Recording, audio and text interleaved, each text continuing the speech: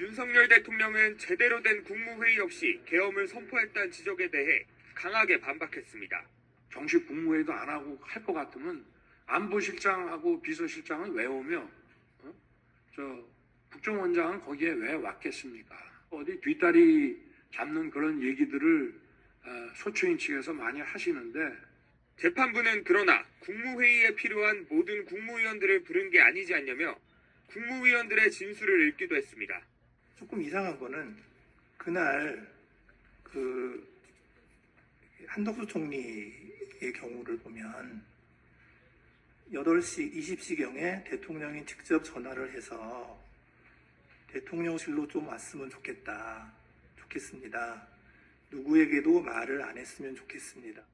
윤 대통령은 계엄 당일 조태용 국정원장이 한국에 없는 줄 알았다는 주장을 반복하며 홍 전 차장이 술에 취해 정확히 보고하지 않았다고 주장했습니다.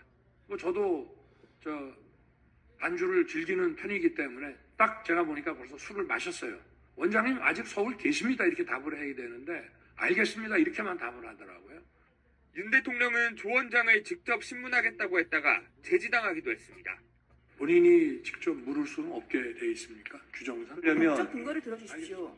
불공정한 재판이 될 우려가 있기 때문에 저희들이 만장일치로 의결한 거고. 잘 알겠습니다. 재판장. 시종일관 적극적으로 변론에 임하던 윤 대통령은 마지막 증인인 조성현 경비단장 신문에 참석하지 않았습니다. 증인 신문에 앞서 발언 기회를 얻은 윤갑근 변호사. 탄핵 심판이 불공정하면서도 너무 빠르게 진행되고 있다며 재판부에 경고성 발언을 했습니다. 지금과 같은 심리가 계속된다면 대리인단은 중대한 결심을 할 수밖에 없다는 점을 말씀드립니다. 중대한 결심이 무엇인지 밝히지는 않았지만 8년 전 박근혜 전 대통령 탄핵 심판에선 대리인단 전원 사퇴를 암시하는 말로 쓰였습니다. 그 심판 절차의 공정성을 의심할 수밖에 없어서 중대한 결심을 할 수밖에 없다 그렇게 말씀드립니다. 당시 대리인단이 실제 사퇴하지는 않았는데 전원 사퇴하더라도 탄핵 심판 절차에 영향을 미치기는 어렵기 때문으로 보입니다.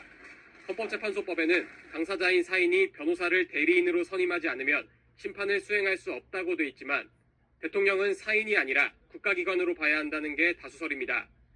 또 당사자에게 변호사 자격이 있는 경우는 예외라 윤 대통령 재판에 적용되기는 더욱 어렵습니다. 다만 재판부는 양측 입장과 증거를 정리하는 시간을 갖겠다면서 오는 18일을 9차 변론기일로 지정했습니다.